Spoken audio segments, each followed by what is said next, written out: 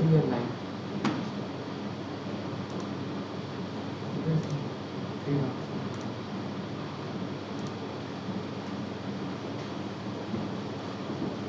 Good afternoon, everybody. Welcome to our course on numerical analysis. This is our first live session. I hope you are enjoying this course, and we have, I think, finished around 5 weeks or so. So let's see if you have any questions. We can try to take those questions and answer. So if you have any queries, you can ask.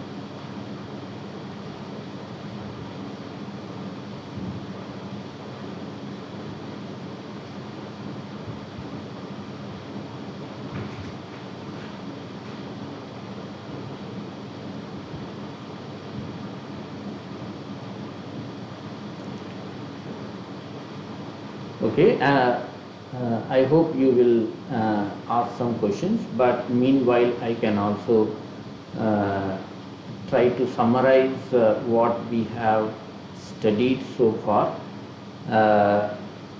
Please don't hesitate to write something when I am talking. I will give importance to your questions. As soon as we get a question, I will stop my discussion and go to answer your question. So this course mainly aims at giving you a good background on numerical methods, their analysis and implementation. Numerical analysis is a subject which has mainly 3 parts. One is developing methods for certain mathematical problems, and then these methods are kind of approximation methods that can be implemented on computers, right?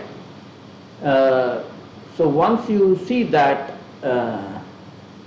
once you go to implement these methods on computers, you have many more problems that can pop up when compared to the approximations that you do mathematically, right? When you do approximations mathematically, you are of course committing some errors when compared to the exact solution of your problem or your model.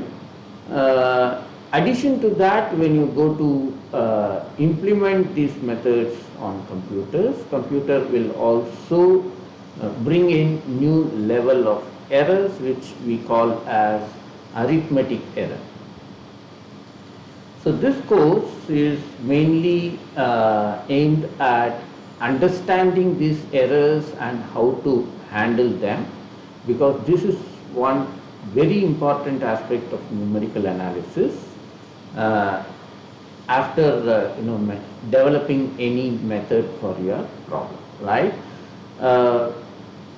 And then of course implementation is also an important part of the subject, but that is in fact a slightly different skill than mathematical skill in the subject. Therefore, we give very less emphasis on implementation. However, we have an implementation component in this, and for that we use Python. We also give some tutorial problems where we ask you to develop some Python codes based on the codes that are introduced or taught in the lectures itself. Okay, so these are the kind of ways that we are going with this course. And coming to the topics that we have covered so far, we started with chapter on errors. As I told, there are two levels of errors. One is error that comes because we are approximating our mathematical problem in order to make it feasible to compute the solutions approximately on a computer, right? So in that way we are trying to approximate the problem by introducing certain approximation procedures, right?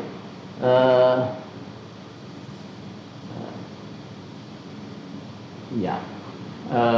So in that way, in the first part of the course, we started with arithmetic errors. These errors are not actually the errors which are coming due to mathematical approximations, but it's coming mainly from the calculations that are performed by the computer. Okay. Okay, so there is a question from Mr. Biswajit Paul. Could you please describe briefly how to factorize a matrix A by Crude's method? Okay, so Crude's method is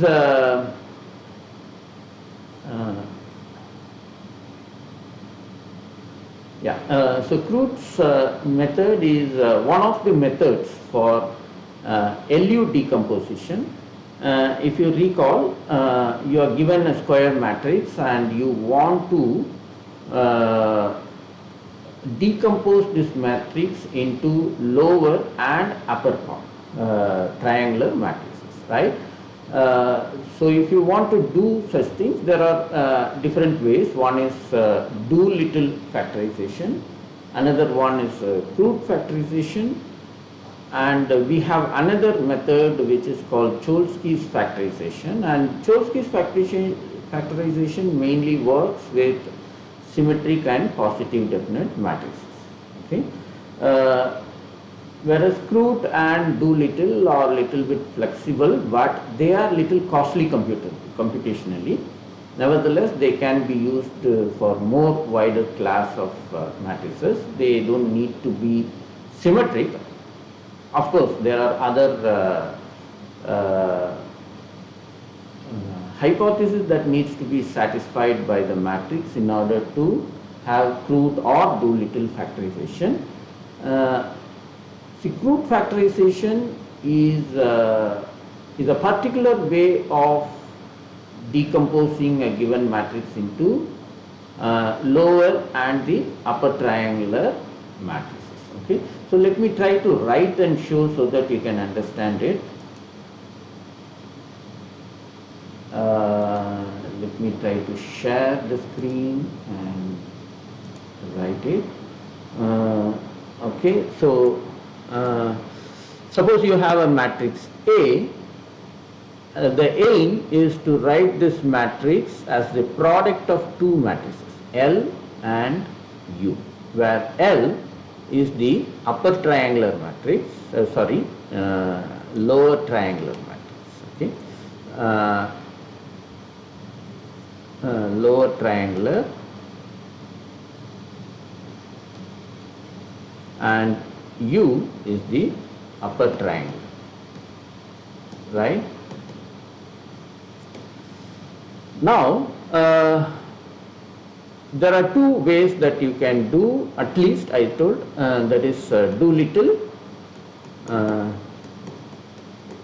Okay, in which case the diagonal elements of L should be equal to 1. All diagonal elements.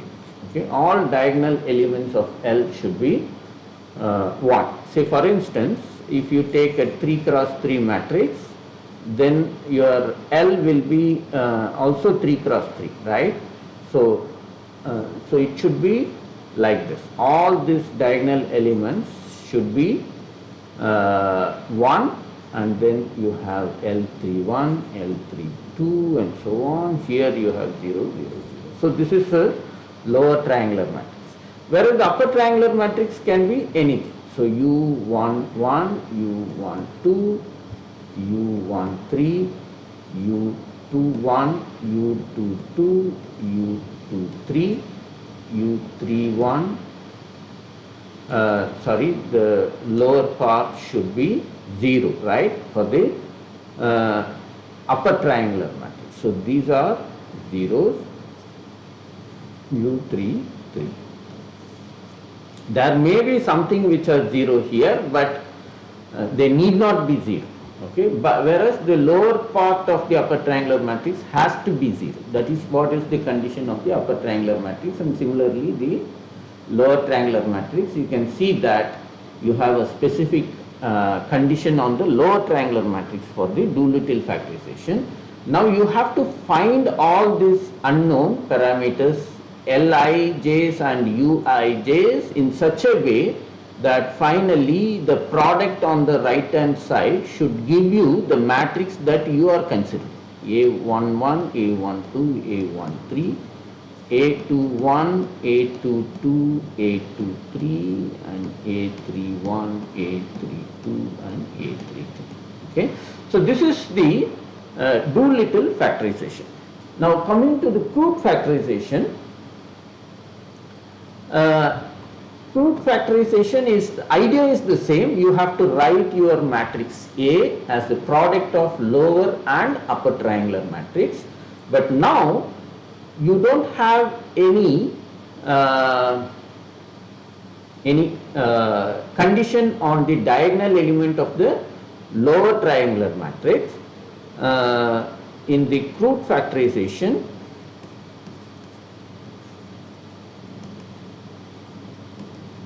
you have to write your A, which is this one, can be written as, I hope you all are able to see the screen. If not, you just send me the message on the chat box so that we can see how to make it visible for you. So here what happens is, your lower triangular matrix should be, can be anything, but only thing is the upper part of the matrix should be 0. That's the only the condition, whereas the diagonal elements can be anything. It can be 0 or non-zero, but careful when they become 0, what will happen and all are there. Okay, but just you have no condition on them. That's all I'm saying. Okay, if some of them are 0 in the diagonal, then that may affect your existence of the such factorization. But when we come to the upper triangular matrix, you have the condition that all the diagonal elements should be 1. Okay, so U12, U13, U23, and then all these guys should be 0, right? So that is the difference between crude and the Doolittle factorization. So in the class we have constructed Doolittle factorization. Okay, what is meant by constructing any of these factorization is to find all these Lij's and Uij's. Okay, so for instance, this one you don't know, you have to find it. You don't know, you have to find it. You don't know all these things, you have to find. Okay, in the class and as well as in the notes, we have shown how to do this for the Doolittle factorization, but we have never shown this in the crude factorization. But the idea is more or less the same. However, we have not explained this in the class. That is why maybe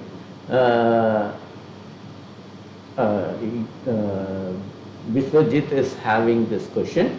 Let us try to see how to find the unknowns in the crude. Okay, I will not tell you the full calculation, but I will just tell you the idea of how to do that so that you can complete it, because we have already done this with Doolittle. Therefore, once you get the idea, then you again go to see the video of crude factorization, and then you can see how to imitate. It's more or less imitating that idea.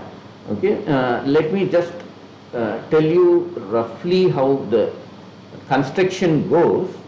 Okay, so this let me erase all this.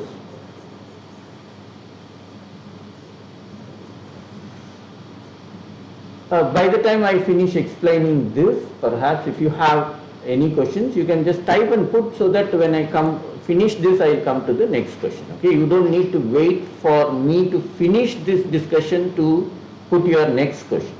Okay, let us see how to find this. For instance, you can see that L11 can be obtained immediately, because if you multiply your first row of L with the first column of U, you will immediately get L11 on one side, and when you compare the same element on the left hand side, that will happen to be A11, right? Because these two matrices, that is the matrix A which is given to us, should be equal to the product of these two matrices. Therefore, L11, which is the first row, first column on the right hand side, should be the same as the first row, first column on the left hand side. Therefore, A11 should be the value for L11.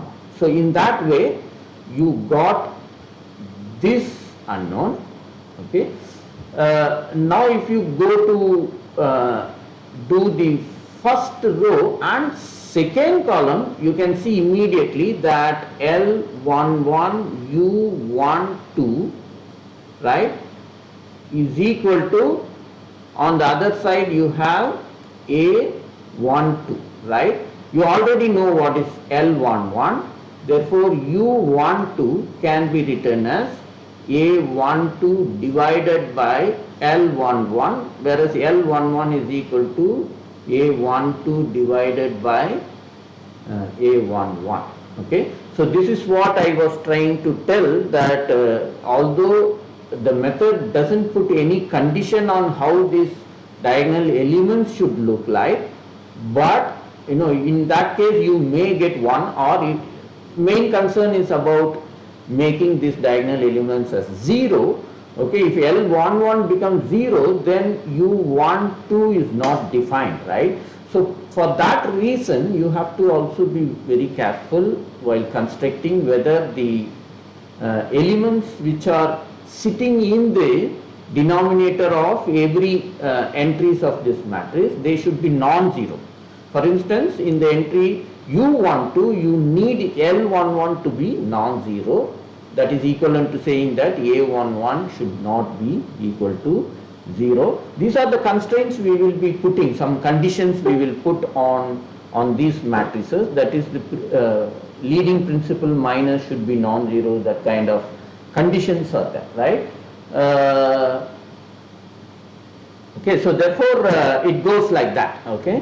Now you see, in the same way you can start finding the value of L21, L22 and so on, similarly U13, U23 and so on, and in that way, of course, every entry will involve something in the denominator. So you have to be very careful when you are doing that. Those denominators should not be equal to 0.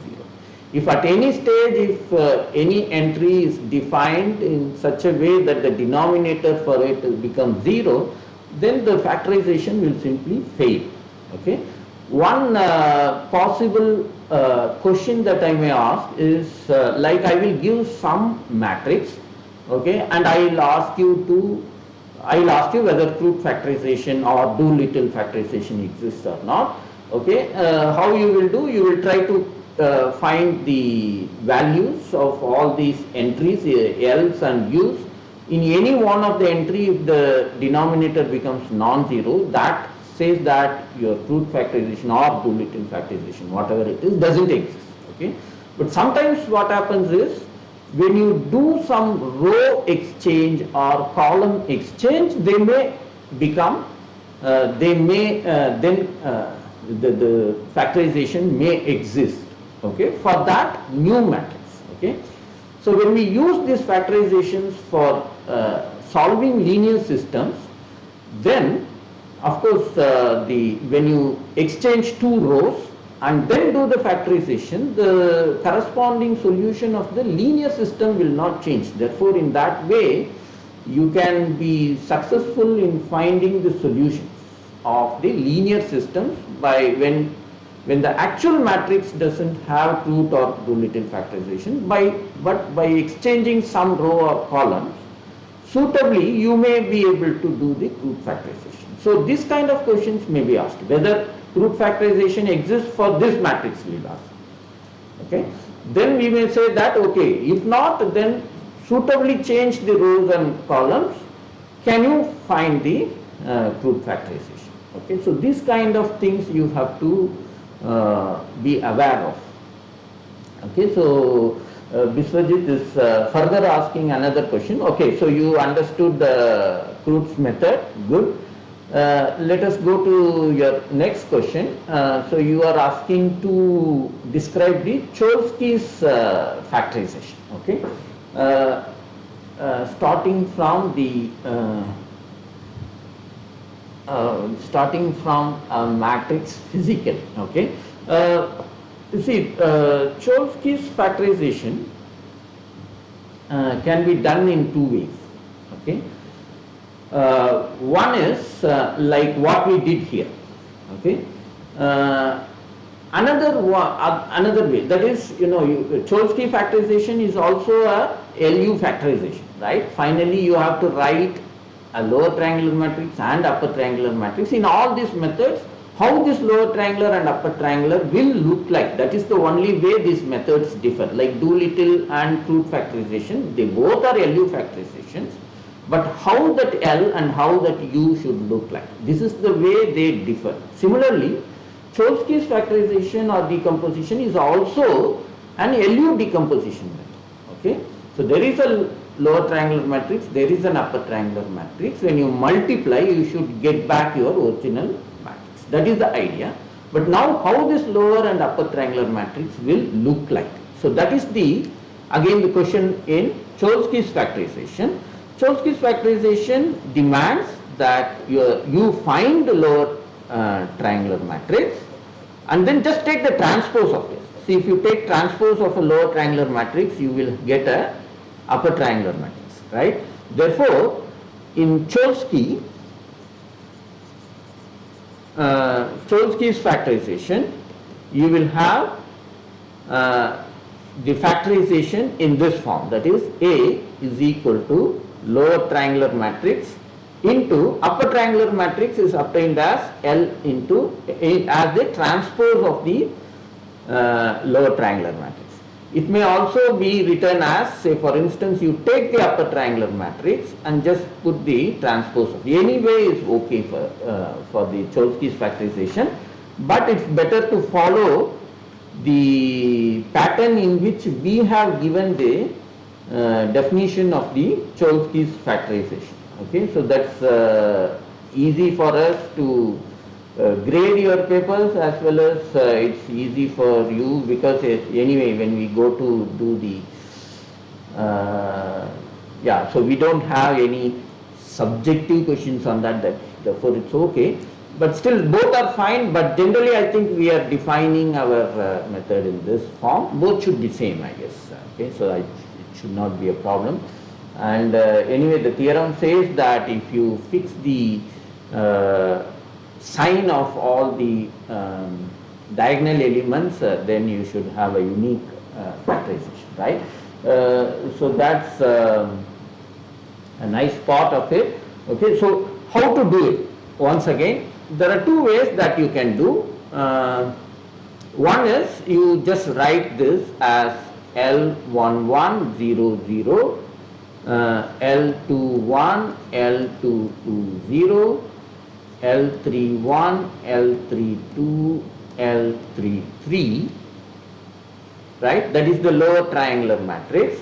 Now you have to just take the transpose of that, right? So for that, therefore your upper triangular matrix is nothing but the transpose of this, that will become L11 and then 0, 0. Then this will go as 0 L22, L21 and L31, L32 and L33 and 0. Okay. Now the idea is you can simply go with the idea of how you did with Doolittle and fruit factorization, right? So for instance, L11 square is equal to, on this side you have A11 and so on, right? So the L11 square should be A11, right? That will demand that L11 should be equal to plus or minus root A1. So one thing is A11 should be positive, right? And the next thing is there is ambiguity of whether you want to take the positive sign of L11 or the negative sign of L11. Okay. So generally we take positive or negative. I don't know, in the notes, in that theorem of existence of Cholesky, we told that all the diagonal elements should be either positive or negative. The reason for that is this, because every diagonal element will appear as Lii square, right? When you are getting Lii, you have to therefore take square root. When you take square root, one thing is the argument of the square root should be positive. That will give us a real number as the output for that entry. And second thing is, when you take square root, you have plus or minus ambiguity. Okay. Therefore, you have to decide whether you are taking all the elements as positive or all the elements as negative. Generally, when we ask question, we will give you whether you have to take positive diagonal elements or negative diagonal elements, if that plays an important role in your final answer. Okay, we will give that. If you are not giving, perhaps it's better if you take that sign which is, I think, given in the notes. At present, I don't have the latest notes. I have old notes. As per that old notes, I am writing all the diagonal elements have to be positive. Okay. You just see the notes that I have given right now. What is the sign preferred in that theorem on the existence of Cholesky's factorization? If you are not specifying the sign, then it's better you stick with that. Okay, but mostly we will give, if at all it is important for the final answer, because many times we have to depend on the numerical values for fill in the blanks or something, right? So it's better to be precise with that. Therefore, when we frame the question itself, we'll say that. If not, you just take what is given in that theorem. The idea is here. Okay, so here L11 is this. Similarly, if you want to find L22, let us see how it comes. Okay, L21. So to get L22, on one side you have to compare it with A22. On the right side you have to multiply the second row of L with the second column of U, right? So that will make L22 square plus L21 square, L22 square. Okay, so therefore L22 square is equal to A22 minus L21 square. Okay, and that will, when I take square root, will be plus or minus this. So therefore you have to make sure that this is positive, and also you have to be careful in choosing this sign. Generally, you will, if you choose plus, you will choose everything as plus. If you choose minus, you should choose everything as minus. As far as the method is concerned, this is not the case, but for our preciseness in getting the final answer, it's better to do that. Okay. Okay. Like that, you can find all the entries. Okay. This is one straightforward way of computing Cholesky's factorization. See, as far as our course is concerned, we don't ask any subjective questions, right? Therefore, which method we follow is not very important. What is important for our course, our examination point of view, is to see how we get the final answer, right? So this is one straightforward way of computing Cholesky's factorization. As Biswajit asked, he wants me to describe how to construct this Cholesky's factorization starting from a matrix physically. I don't know whether he wants me to put numbers to A and then compute and show. I hope once I show like this, it's okay. If you want, we can do it. Okay. Only thing is the matrix should be symmetric. Why? Because you look at this factorization. The factorization says that A should look like L into L transpose. Therefore, if you take A transpose, on the right side you will have L transpose into L transpose, right? So therefore that will be again L into L transpose. So A transpose should be equal to A. So Cholesky's factorization, the way Cholesky demands it, will force you to work only with the symmetric matrices. Okay, therefore one has to make sure that it is a symmetric matrix. That is, A is a symmetric matrix, and also in addition to that, you also have to make sure that it is positive definite. Why? Because positive definiteness will make all these entries in the square root to be positive. Okay. Otherwise, you will have complex numbers, right? So we are only working with real entries, matrices with real entries. Therefore, we want all these entries to be real. Okay. Of course, on one side, if you have real entries, on the other side, if you are getting complex entries, that's not going to help us, right? So therefore, all these expressions which are coming inside the square root, mainly for the diagonal elements, they should finally be positive, and that will be guaranteed if your matrix is positive definite. Okay, so that is, I think, is positive definite if and only for all the principal minus or positive, like that you have some theorems, right? So we have listed some theorems regarding this. So you have to also go through those theorems so that all the principal minus of A are positive. It's also there is the equivalent condition that all the eigenvalues of the matrix A are positive, but that is very kind of difficult to check, right? Because you have to compute all the eigenvalues and then decide whether the matrix is positive definite or not. Whereas the other condition is all the principal minus of the matrix A are positive. Okay, that's easy to get because you just see A should be principal minus are the determinant of this matrix, determinant of A11, A12, A21, A22, right? Like that it goes.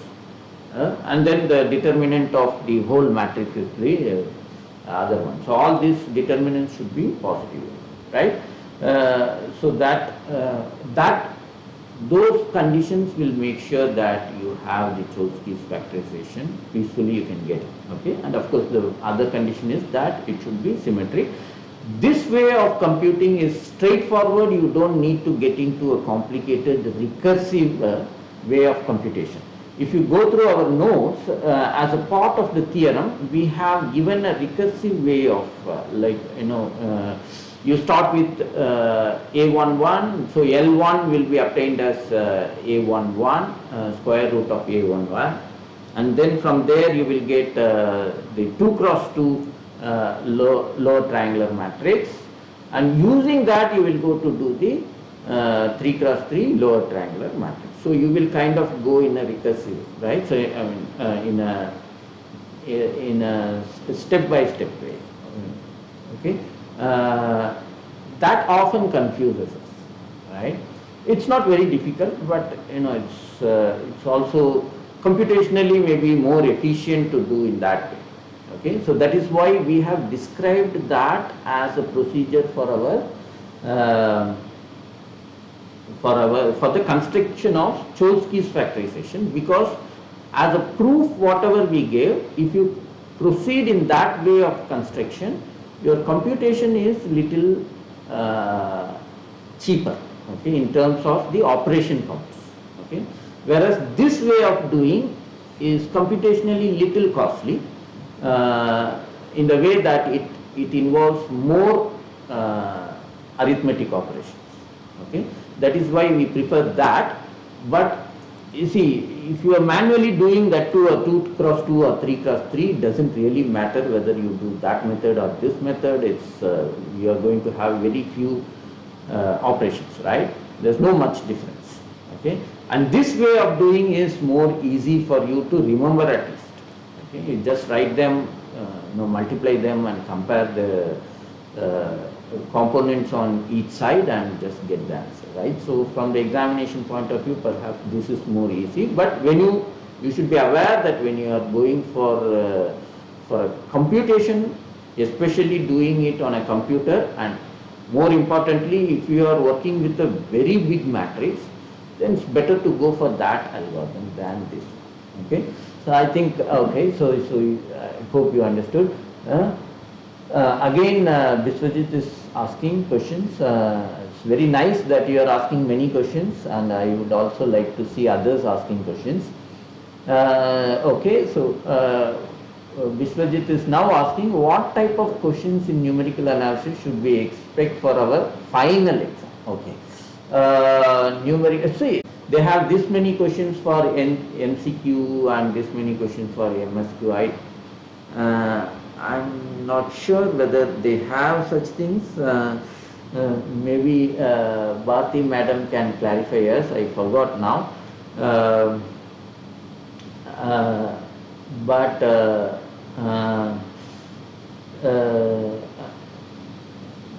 in a way it is like a mixture of MCQs, MSQs, and fill in the blanks. We don't have any descriptive questions. Like I will not be asking you to write like for instance Python code or something, a lengthy Python code, or I will not ask you to calculate and show the steps, because we don't have any maybe I should do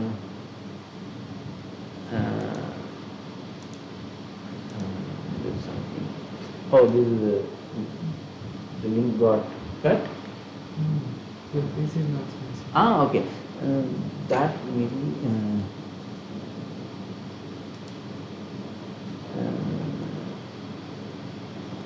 okay, there is some problem.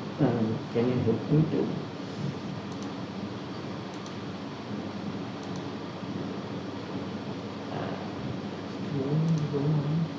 Is going on? I think on our machine we are not able to see my face. I have no objection for that. It's going on. Okay. I hope you are able to listen. So to confirm, either Bharti madam or Biswajit, can you say that are you able to see me?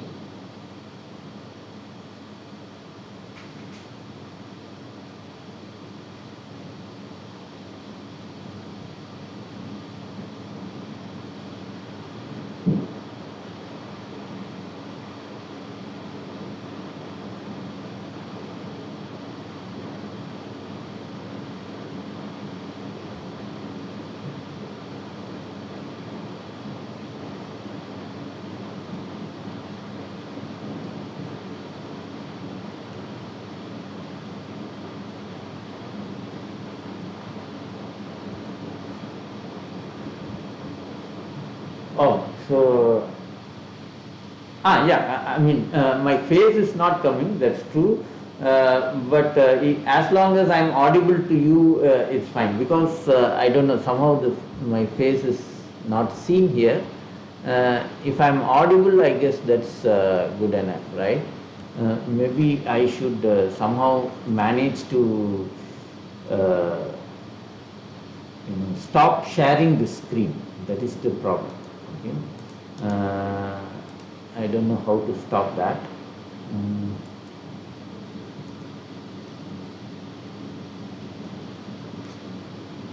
Okay. Anyway, even if you are not able to see me, it's okay. I think I have just gone to this screen sharing and stopping it. That button disappeared. So I don't know how to get it.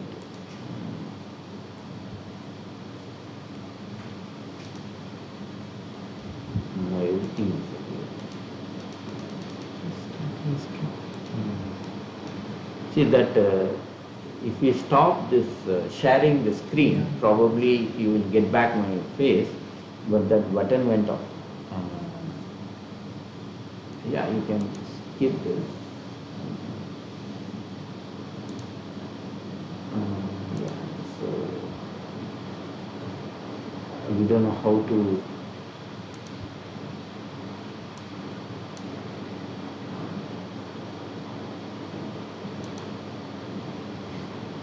Okay.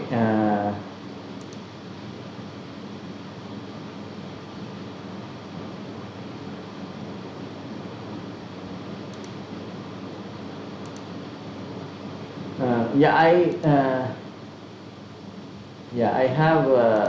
I still have to answer Vishwajit's. That's okay. I hope you are able to hear me. So let me go ahead with Vishwajit's question. That we don't have any descriptive questions. All are objective questions. Within objective, we have MCQs, MSQs, fill in the blanks, numerical questions, which has integer type and also range type. Okay, so all these are there. Only thing is how many such questions will come as MCQ, MSQ, that I don't know.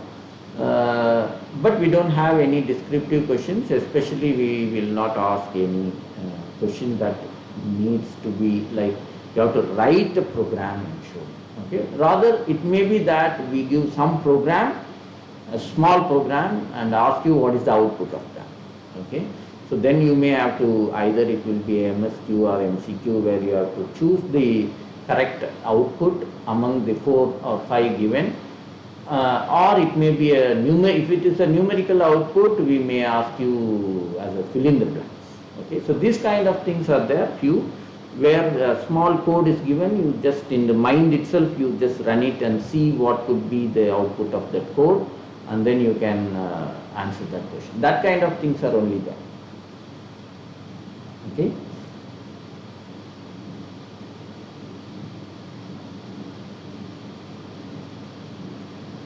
Okay, so if you have any more questions.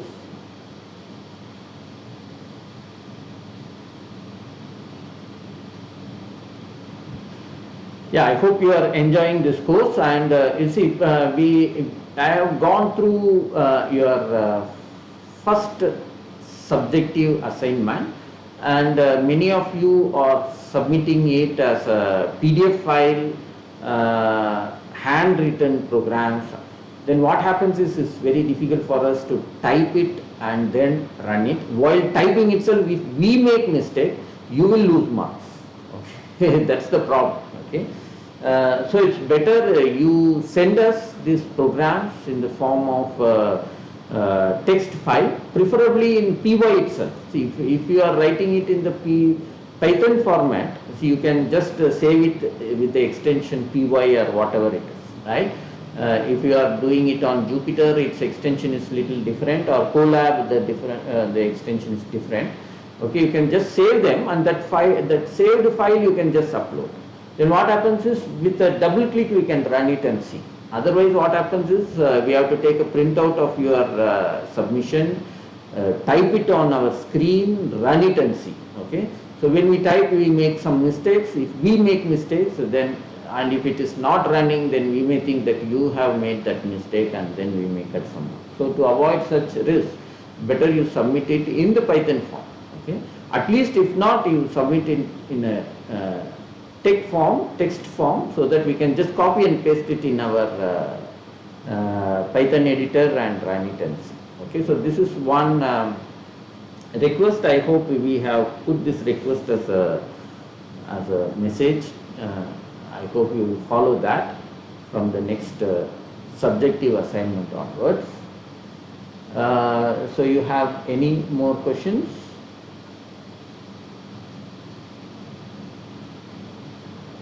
So we have time, we can take one more or few more questions.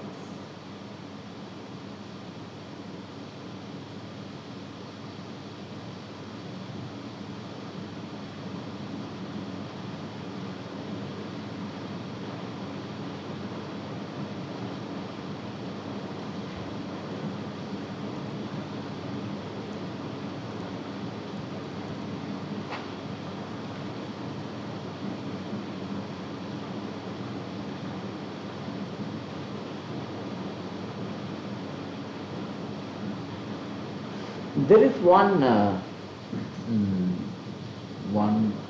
question that was seen on this. Now I am not able to see anything I touch. Goes.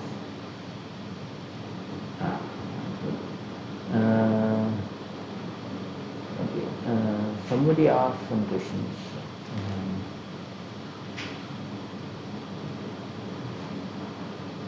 What this is?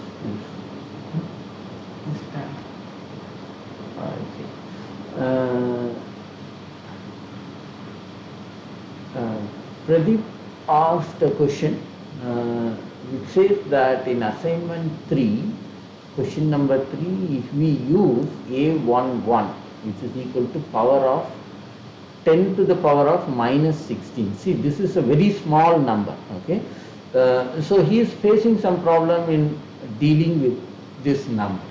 Okay, so I think that's a question in assignment 3. Can I see the assignment 3 here? You don't know, right? I'm sorry, I don't have that assignment sheet. But what I can, I'll try to understand the problem from the question itself. I get error percentage is 120. Okay, but in some Python, A11 is equal to this as a input. We get the error percentage is very small. Okay, we get two different outputs. I really confused which one to take. If it is a choice based, we can think, but unnecessarily mark is going down. I see. So this is something which is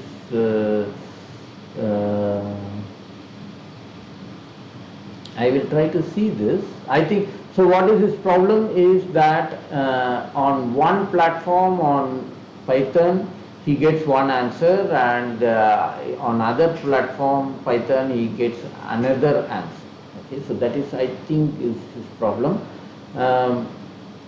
This is something which I have never experienced. I will try to see the assignment 3, question number 3, and try to see where the problem is. Okay, if there is such an ambiguity, perhaps we can see whether we can cancel this question or not. Okay, therefore, it should not happen, because on any platform, it may happen with version to version. Okay. That could be a problem. So on one platform, you may be using one version of the Python, other platform it may be another one, or his precision, on one platform it may be using more precision than the other platform, like that. Okay, so I will see what could be the solution for this.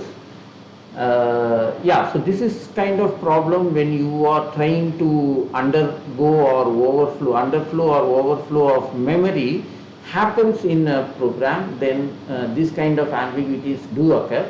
This question is to understand these kind of problems, okay? And in that process, of course, two different things may give two different answers. So that's the problem, because when I frame this question, I have run this kind of code on 2-3 platforms, and everybody gave the same answer. That's why I put this question. Maybe from version to version there may be a problem. Okay, so I will go back and check this, and I'll get back to you. Okay, so Pradeep, if you are seeing this, you just wait. I will attend to that. Okay, so if you have any other question.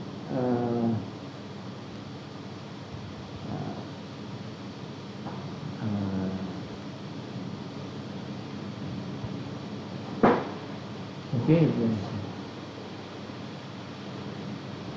Yeah. So Bhati madam also is telling. First, I will go back and check if there is any ambiguity in that question. If that is there, then we can think of discarding that. For re-evaluation assignment 3. Okay. Required. Okay. I think that's the student is stating that there are two different answers coming out depending on two different Pythons. Okay. So therefore, if that is so, then we have to discard that. Okay. Anyway, I'll try to contact that student and see. I mean, I'll try to message that student and see what exactly is the problem. Okay. Okay, so we have a little more time, maybe 5 minutes more if you want. You can ask some questions. Okay, so Viswajit asked a question which I overlooked. Could you please suggest a very simple and preliminary book on Python? Okay, see, there are many books. Generally what I do, I'll tell you. It's in my experience, this reading books for programming is something which is more time consuming. Okay, rather I generally go with what I want. I just Google and get the information from there, and then try to apply it on my program. Okay, but if you want to systematically learn Python, that is especially important if you are going to take up a job in which needs Python programming. Then you have to systematically learn it. Okay, because in the interviews and all, they ask more technical questions. So for that reason, perhaps you can read some books. I'll try to post some elementary book on Python that will be of use to you. At present, I don't remember the author's name, but I'll go back and put it on. I think I have already suggested one book, which is actually a numerical analysis based book on Python, but that, if you want a dedicated book on Python, that may not be good. Okay, so I try to go back and send the put the reference on the portal. Question will not affect the assignment grading. Okay, okay, that's good. Okay, so I will just see, and we will try to discard that question. Yeah.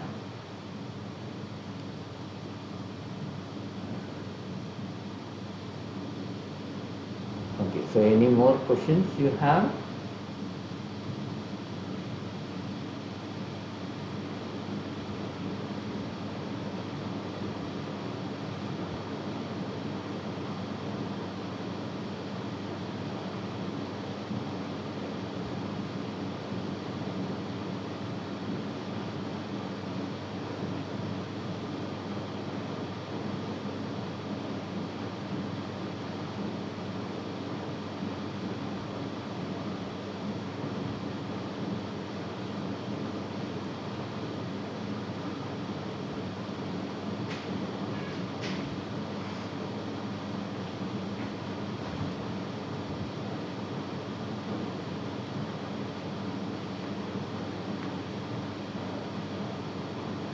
Yeah, so I will try to see if there is any suitable link for link on Python.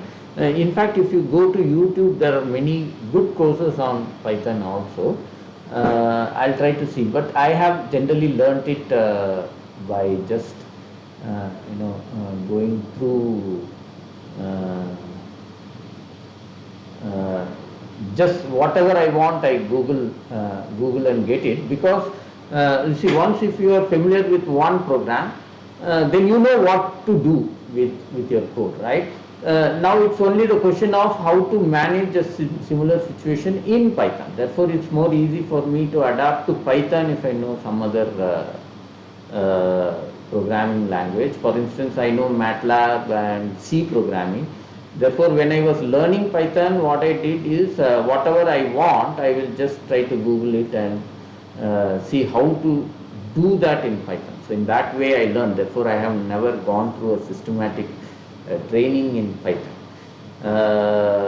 And I of course I am not going to face any interview for that matter, so I don't need to learn. But if somebody is going to face some interview, then it's more important to learn Python in a systematic way.